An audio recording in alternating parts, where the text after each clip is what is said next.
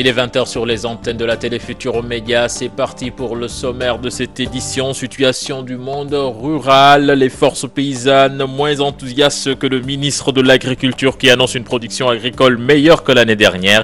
Ali Oumdia relativise et demande à l'État de préparer des vivres de soudure. L'Afrique, une cible privilégiée des médias occidentaux. Pourquoi cet intérêt? Les chaînes nationales supportent-elles la concurrence? Une large fenêtre sera consacrée à ce dossier dans ce journal. Le taekwondo et l'athlétisme honorés à la 12e édition du gala de la Fondation Abdou Diouf Sport Vertu. Le Gabon, la Côte d'Ivoire et le Sénégal se sont distingués. En fin d'édition, à suivre le dossier qui porte sur l'impact du sommet de la francophonie sur le plan économique. Voilà le sommaire de ce journal. Les développements, c'est dans un instant.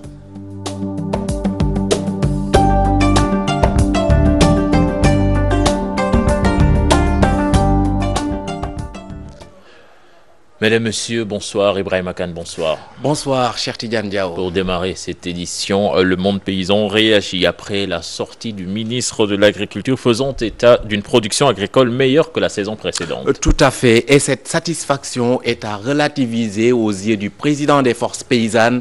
Ali Oumdia estime que la faible pluviométrie notée cette année a pesé au niveau de certaines zones avec notamment de mauvaises récoltes et à cet effet, il invite le gouvernement à voler au secours de ces zones concernées.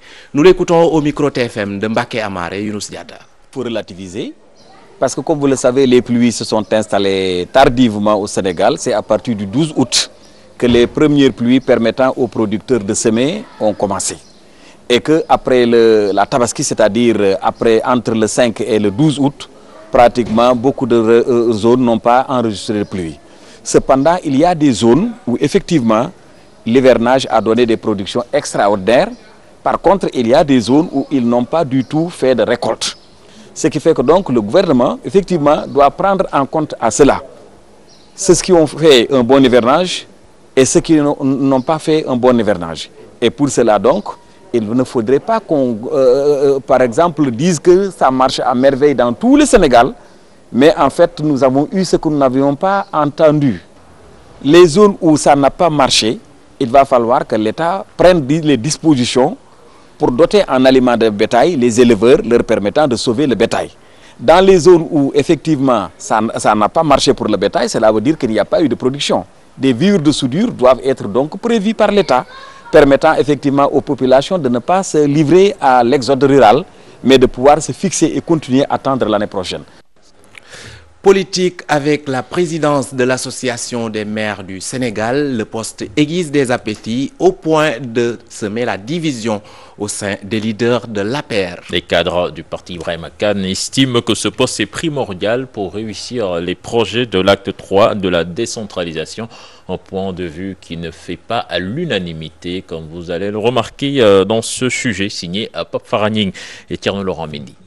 La présidence de l'Association des maires du Sénégal, un poste qui aiguise des appétits au sein de l'APR, avec une pluralité de candidats pour diriger l'AMS, cela prouve que le parti vit bien et regorge d'énormes potentialités. La pluralité des candidatures n'est qu'encore une fois une démonstration de la vitalité de la démocratie qui règne au sein de notre parti. Chacun a le droit de nourrir des ambitions. Nous fonctionnons en démocratie interne. La démocratie interne accepte le libre débat, accepte la confrontation des idées, mais de manière saine, et on ne tient compte que de la cause et des intérêts supérieurs du parti. Contrairement à eux, Youssou Touré fustige l'attitude de ses camarades. Pour lui, les priorités sont ailleurs. Il faut que les camarades sachent raison garder. Le combat est ailleurs. On n'a pas à se bousculer par rapport à cette question qui ne nous apporte pas beaucoup. Il y a d'autres priorités. Au moment des élections, on élira celui que les camarades auront désigné et puis c'est terminé. Même l'opportunité de diriger l'AMS, cette question divise les leaders de l'Alliance pour la République. Ce sera également un instrument pour le régime en place de facilitation de la mise en œuvre du plan Sénégal émergent et de l'acte 3 de la décentralisation. Les ambitions individuelles ne devraient en aucun cas porter préjudice aux intérêts collectifs supérieurs. Pas de profil, tout le monde peut être le président. Il n'y a aucun profil qui vaille. Cette divergence d'opinion n'aura aucune conséquence entre les leaders, car selon les cadres de l'APR, même si le parti n'a pas encore de candidat, Le président du parti tranchera au moment opportun. Une première à l'Assemblée nationale sénégalaise, des langues nationales, entre autres le Wolof, le Diola, le Serer ou le Soninké vont désormais être interprétés à l'hémicycle Cheikh. Un appui financier de l'Union européenne à hauteur de 290 millions de francs CFA a permis de réaliser ce système d'interprétation simultanée. Plus de détails dans ce reportage signé Ibrahima Kamara et Ibou Sissé. Désormais, ces langues seront interprétées à l'Assemblée nationale. La communication interne de cette institution vient de connaître un bond en avant. Voilà plusieurs années que ce projet a germé dans l'esprit des dirigeants sénégalais. À commencer par les honorables députés que vous êtes, que nous sommes, qu'ils furent. Députés qui ont toujours souhaité un accès plus facile au déroulement et à la compréhension du contenu,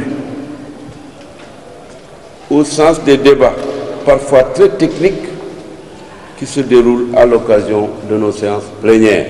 Le français, qui est notre langue officielle, ne sera pas laissé en rade. Le français va rester une langue importante et prioritaire dans un pays comme le Sénégal. Mais il est important aussi qu'on renforce la communication interne parlementaire, mais la communication interne nationale. Les députés de l'Assemblée nationale n'ont pas le niveau. En parlant de niveau, ils évoquent les questions académiques. Or, avec le recours de nos langues nationales, ça va permettre, en tout cas à ceux qu'on ne considère pas comme les élites, de pouvoir occuper leur place et jouer leur rôle dans notre institution. Un espoir selon cet écrivain en langue sérère. Ça appartient au peuple, ça doit être clair. Souvent, beaucoup de décisions sont mal comprises par les populations parce que ce n'est pas traduit à bon escient.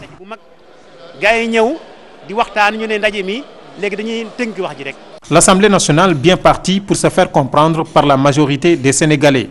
Une initiative du Parlement et de l'Union européenne. Les élus du peuple vont désormais effectuer un déplacement auprès des populations de leurs fiefs respectifs. Des moyens leur seront alloués à cet effet. Objectif, mieux être au contact des populations pour prendre en charge leurs véritables préoccupations. Nous écoutons Moustapha Niasse, le président de l'Assemblée nationale. Au projet, il y a un programme d'appui aux députés pour leur permettre d'être présents à leur base tous les mois quand ils le veulent. Ce programme est en train d'être bouclé. Vous allez être aidés, vous allez être soutenus pour pouvoir chaque fois que vous voudrez descendre à votre base, et c'est l'Assemblée nationale qui va mettre à votre disposition les moyens d'être à la base. Parlons à présent des relations tendues entre Macky Sall et son prédécesseur, Maître Abdoulaye Wade.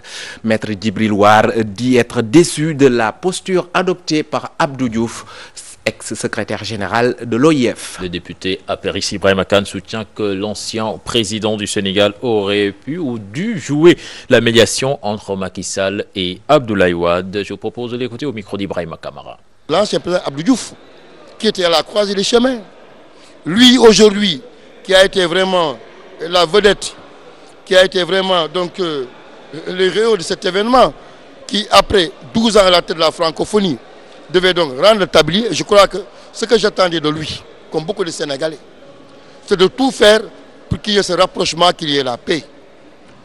Parce qu'aujourd'hui, il y a qu'un homme d'État, le pouvoir est puissant. Le président Abdoulaye Wade n'a pas été rancunier. Et Macky ne l'est pas, il ne le sera pas. Mais en l'an 2000, il aurait pu mettre Abdou Diouf et tous ces groupes à la prison. Et c'est ce que le peuple même demandait. Au lendemain des révoltes et des changements de gouvernement, la force populaire, c'est faire tomber des têtes. Abdoulaye Wade, non seulement il ne l'a pas fait, mais il l'a accompagné et il a laissé partir. Moi, je crois que ce que j'attends du président Abdou Diouf, et je suis vraiment étonné que depuis 2 jours, il est sous les feux de la rampe, des tapis rouges par-ci par-là, la francophonie qui porte son nom. Aujourd'hui, il a droit à des zones à Sorano, mais quel rôle il doit jouer entre Abdoulaye Wade et Abdou Diouf et Abdoulaye Wade et Macky Sall? La tension apaisée entre Macky Sall et Alpha Condé, le président sénégalais s'est expliqué avec son homologue guinéen autour d'un déjeuner suite à la fermeture des frontières pour cause d'Ebola. Un début de décrispation des relations entre les deux hommes, bien apprécié des Sénégalais et des Guinéens, des ressortissants guinéens au Sénégal qui ont noté un ralentissement de leur activité depuis cette mesure préventive prise par Dakar. Ils disent espérer que les frontières seront bientôt rouvertes. Aïssatou Païfal, Mohamed Dieng. Les relations entre le Sénégal et la Guinée étaient tendues depuis que Macky Sall a décidé de fermer les frontières. La mesure avait quelque peu irrité le président Alpha Condé. Finalement, hier, les deux présidents se sont rencontrés. Les Sénégalais apprécient ce geste et soutiennent leur président. Je salue l'initiative, en fait. S'ils se sont réconciliés, c'est une bonne chose. Mais à mon avis, notre président Macky Sall a respecté le pacte que les Sénégalais, dans la plus grande majorité, ont voté pour lui. C'est-à-dire qu'il défend les intérêts du Sénégal dans tous les plans. Quand il s'agit d'Ebola, aujourd'hui, il a raison de fermer la frontière. Je l'ai suivi comme tout le monde, comme tous les Sénégalais. En revanche, les propos qu'il a tenus, bon, il dit qu'il n'a pas cité Macky Sall, et qu'il remercie le peuple sénégalais. Bien, c'est ça. S'il remercie le peuple sénégalais et s'il compte sur le peuple sénégalais, s'il est soucieux du peuple sénégalais, c'est à lui de fermer les frontières en premier lieu. Pas au président Macky Sall de prendre les initiatives. Amadou Diallo, mécanicien, estime que le président Macky Sall n'a fait que protéger le peuple sénégalais. Entre les deux présidents, là, Macky Sall et Maître Alpha Condé, c'est des frères. Cette maladie-là est venue entrer en Guinée, au Sierra Leone, au Libéria. Bon, la fermeture de la frontière, là, nous, on ne le condamne pas. Même Macky Sall avait parfaitement raison. Ils se sont vus, ils ont parlé, alors maintenant, je crois que ils se sont mis d'accord. Et les Guinéens marchands ambulants sont souhaités une réouverture prochaine des frontières. La Guinée avec le Sénégal, on a des familles, on a des parents. Maintenant, nous, ce qu'on veut passer, on veut que maintenant ils vont ouvrir les frontières entre la Guinée avec le Sénégal. Ils amènent le médecin aux frontières pour laisser les frontières entre la Guinée avec le Sénégal. Ça commence à s'écrire. Sénégalais et Guinéens, des peuples frères. La coopération sénégalo-guinéenne a toujours porté ses fruits. Un malentendu a certes été noté, mais les citoyens espèrent une meilleure collaboration entre les deux peuples. À présent, la fenêtre consacrée aux médias étrangers au Sénégal. Dans les structures hôtelières de Dakar, les chaînes étrangères sortent du lot en termes d'audience. Cela s'explique par le fait que la majeure partie de leurs clients vient de l'Occident, selon les gérants qui toutefois soutiennent que le choix est libre. C'est un reportage signé Fatou Kinedem et Mohamed Dian. Al Jazeera, TV5, Canal+, France 24, entre autres chaînes de télévision étrangères, sont les plus suivies, pour ne pas dire les seules regardées dans les hôtels de la capitale sénégalaise. Un choix de leur clientèle. C'est les clients qui choisissent. Donc en fait, quand ils sont dans leur chambre, quand ils sont dans les parties communes, ils ont le choix en fait de zapper où ils veulent. Mais en fait, ce n'est pas nous qui imposons. C'est relatif en fait. Les Africains, par exemple, en fait, qui viennent du Burkina, dans les pays africains, ils prennent le plus souvent Africable ou les chaînes en fait locales, RTS, la TFM ou les chaînes sénégalaises. Nous recevons aussi bien la clientèle étrangère que locale, sénégalaise. Et donc l'installation se fait donc par satellite. Donc c'est un bouquet satellite. Donc nous avons des chaînes internationales et des chaînes locales. Donc au gré de la clientèle, si c'est une clientèle internationale, c'est vrai qu'ils sont beaucoup plus fixés sur ces chaînes internationales, donc chaînes d'information sportive et donc culturelle. Si satisfaire la clientèle est le but recherché par les gérants, leur vœu est aussi la promotion des chaînes locales. Mais il arrive des moments où c'est l'actualité qui commande. Dernièrement, nous avons eu un événement qui est un grand événement qui est la francophonie, où nous avons eu des étrangers qui voulaient suivre donc l'événement plus ou moins en direct et tout ce qui se relatait à cet événement et qui demandaient des chaînes à se caler justement sur des chaînes locales. Nous, ce qu'on voudrait, c'est promouvoir en fait les chaînes africaines, les chaînes sénégalaises. Quelles que soient les raisons de ce choix, le constat est réel. Les chaînes de télévision étrangères sont privilégiées dans les hôtels et autres services de la capitale sénégalaise. La forte présence des médias étrangers en Afrique vue par un professionnel des médias, Mamles Camara, estime que la presse africaine est souvent limitée en termes de moyens et qu'elle gagnerait à être beaucoup plus présente dans le théâtre des opérations. Il s'est confié à nos reporters Salimata Aou et Mohamed Dian. Les médias étrangers ont une forte présence en Afrique, surtout au Sénégal. Pour Mamles Camara, l'Afrique est un réservoir d'informations. Sur ce, elle intéresse beaucoup. Et l'actualité africaine, malheureusement, dans ce qu'elle a à la fois de plus repoussant, mais aussi de plus attractif, paradoxalement, pour des médias qui sont en quête d'informations plus ou moins sensationnelles. En tout cas, des informations qui dépaysent leur public. Il y a la guerre au Congo, il y a l'Ebola en Afrique de l'Ouest, c'est presque une obole pour certains. En matière d'information, l'Afrique est trop limitée. Le formateur en journalisme préconise des descentes sur le terrain. Nous avons un périmètre de couverture très limité. Écoutez, l'Ebola en Guinée, les médias sénégalais n'y sont pas allés. En Sierra Leone, au Libéria. Et pourtant, tous les soirs, nous avons une abondance d'informations sur l'évolution de cette maladie dans les pays les plus touchés. Et c'est signé qui? Des journalistes étrangers, européens, américains, asiatiques. Mamles Camara trouve que les professionnels des médias ont aussi besoin de moyens. La question des moyens que nous soulevons tout le temps est effectivement une question importante. Mais parfois, il faut se cotiser. Il faut faire en sorte qu'on ait 2 journalistes et 3 caméramans pour aller quelque part. Et ensuite, le fruit de leur collecte, on se le partage. L'Afrique, domaine de prédilection des médias étrangers, la question qui se pose est de savoir comment doit-on faire pour valoriser notre potentiel. Salimata, merci Ibrahim Khan. Cette forte présence des médias internationaux s'explique selon les populations. Et oui, de l'avis de certains de nos compatriotes, ces médias étrangers ont des programmes variés et riches en contenu. Des programmes qui touchent, disent-ils, toutes les cibles avec bien sûr une logistique de dernière génération. Maïmouna Ndiaye, Mohamed Dieng. Documentaires, enquêtes, sport, divertissement, autant de programmes qui attirent les populations sénégalaises, des programmes suivis sur beaucoup de chaînes étrangères. Les raisons évoquées sont multiples. Bein Sport ou bien Infosport, parce que en fait nous sommes des jeunes, nous aimons le foot, c'est quelque chose qui nous passionne, donc on suit ces chaînes de télévision naturellement. RFI, TF1, Sénégal et d'autres chaînes, oui.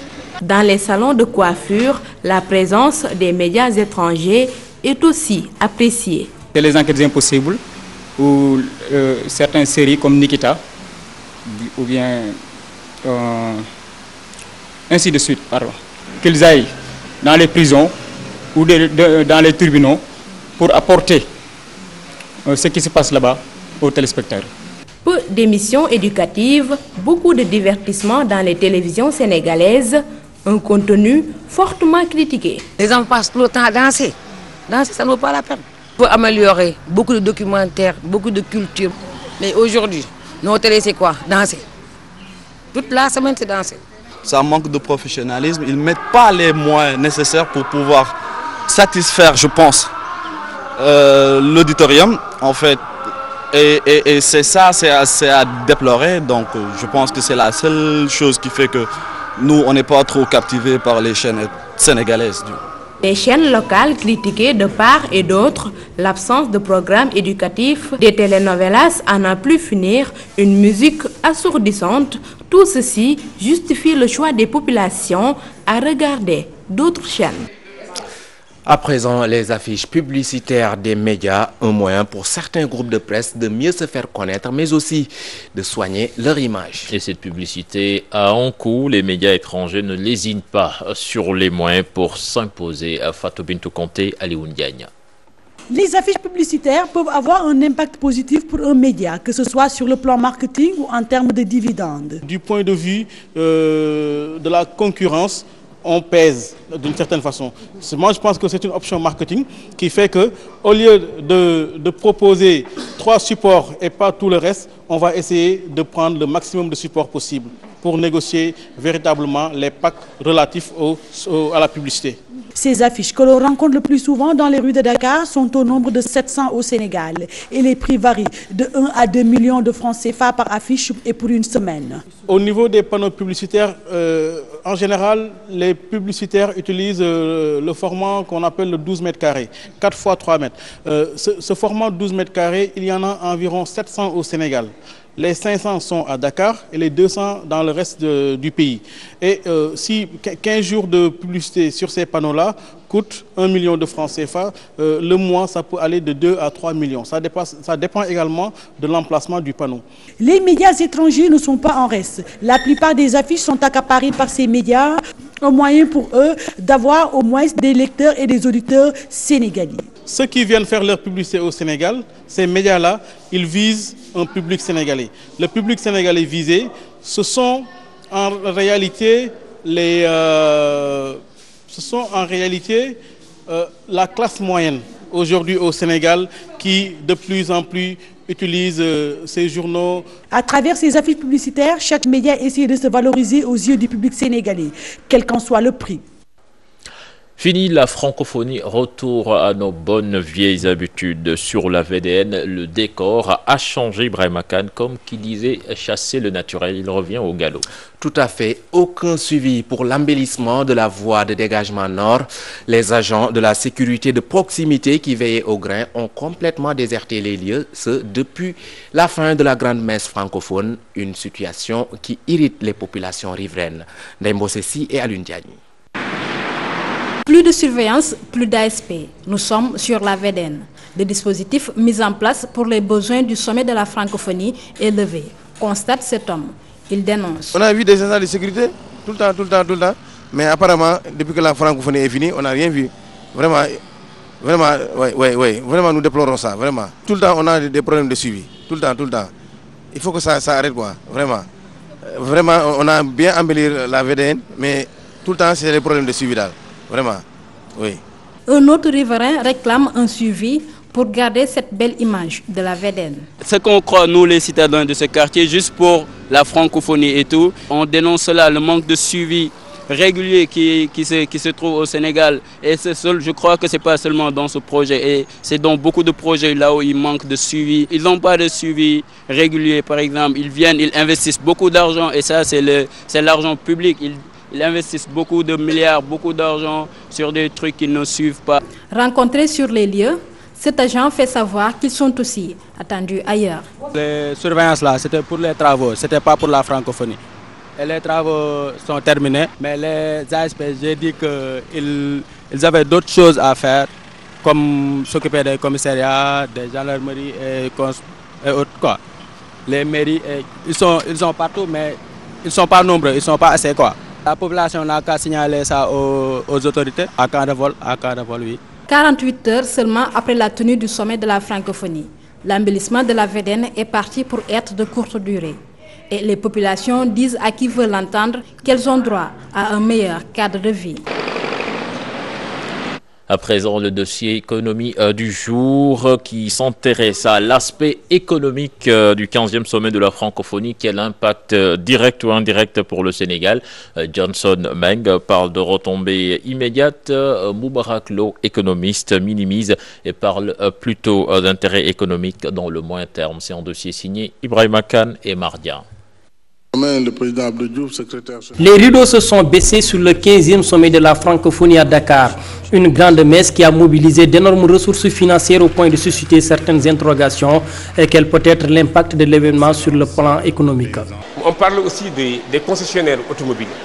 Quand on prend l'exemple de ces concessionnaires, les concessionnaires ont bénéficié de ce sommet parce qu'il y a une commande publique au niveau de ces concessionnaires pour doter de logistique, de moyens logistiques à ce sommet. On peut parler aussi des vendeurs d'ordinateurs, de matériel informatique. Eux aussi, ils ont bénéficié de ce sommet. On ne peut pas estimer économiquement les retombées de ce sommet au Sénégal. Moubarak Lo déclare que ces retombées immédiates sont à relativiser, non sans exclure que le sommet pourrait apporter un plus à notre économie dans le moyen terme. L'impact est vraiment faible. Si le sommet permet de mieux faire connaître le Sénégal, de donner une bonne image du Sénégal, demain le Sénégal peut en bénéficier en termes d'investissement étranger, en termes de relations commerciales, en termes de relations économiques. La nouveauté pour le sommet de Dakar est que l'OIF compte désormais faire de l'économie un de ses axes forts de sa politique et des stratégies économiques ont même été adoptées dans ce sens. Toutefois, la pertinence et l'opportunité des ressources mobilisées pour la construction du CICAD suscitent toujours des grincements de dents. Est-ce que ça valait le coup? Moi, je le pense très bien. Aujourd'hui, on a un bijou. On a un bijou qu'on ne devait même plus envier à l'Occident. Même les Occidentaux qui ont vu le centre aujourd'hui pensent même, je le dis, et je le tiens de source sûre, pensent même que Dakar peut abriter ce qu'on appelle le forum de Davos. On parle de 60 milliards pratiquement.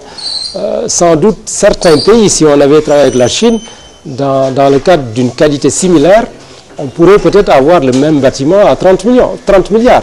Ce n'est pas pertinent ni opportun. Il fallait utiliser cet argent pour alphabétiser les Sénégalais. Et là, vous développez l'émergence. L'émergence, ce n'est pas de faire des bâtiments que vous allez exposer sur la face du monde. C'est d'abord le capital humain. L'entretien de l'infrastructure risque de constituer une lourde charge pour l'État aux yeux de Moubarak Lô. Il précise que le Sénégal devra patienter pour récolter les fruits du CICAD.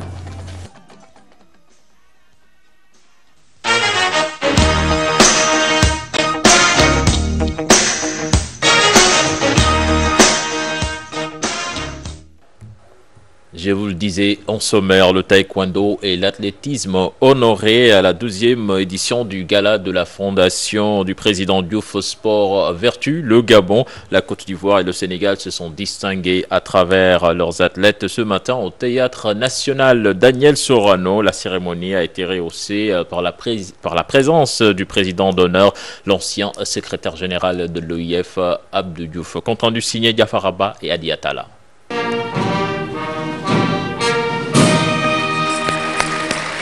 Les exploits des sportifs Anthony Obam du Gabon, Claude Mulier Aouré de la Côte d'Ivoire et Baladjei du Sénégal, respectivement champion du monde taekwondo, vice-champion du monde 100 mètres et champion d'Afrique taekwondo, ont été magnifiés. La fondation Abdou Diouf Sport Vertu exhorte les principaux récipiendaires à persévérer et invite la jeunesse à faire de la vertu un sacerdoce. Chers lauréats, vous avez compris que le sport est le champ de prédilection des vertus, que sont la patience, le courage, la discipline, l'humilité, le respect de l'autre. Vous avez pu vaincre la fébrilité pour affronter l'adversaire du jour, avoir une forte conviction qu'il faut gagner, mais pas seulement pour soi, mais pour tous ceux qui ont misé sur vous. Une émulation qui a suscité exaltation et émotion chez les lauréats qui souhaitent l'appui des autorités de leur pays respectifs. La source de motivation pour moi, c'est les résultats. C'est les résultats qui motivent.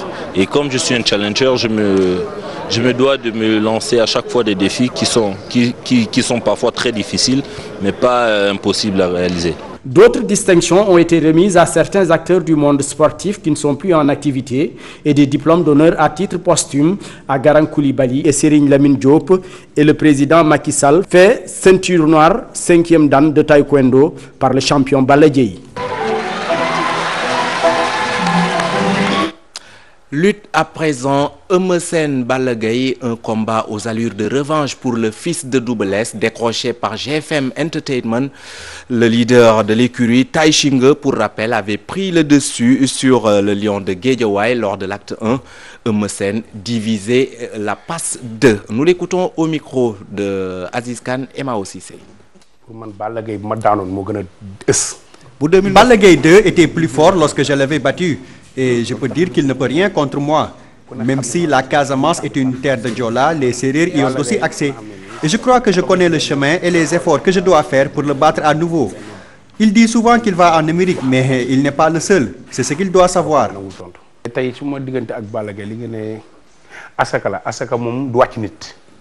Eumeu Balla Gaye 2, un combat organisé par GFM Entertainment. Et puis retenez Le Sénégal va connaître ses adversaires demain, ses adversaires pour les éliminatoires pour les phases finales donc de la Coupe d'Afrique des Nations 2015 qui va se dérouler en Guinée équatoriale. Le tirage au sort donc est prévu à 17h à Malabo.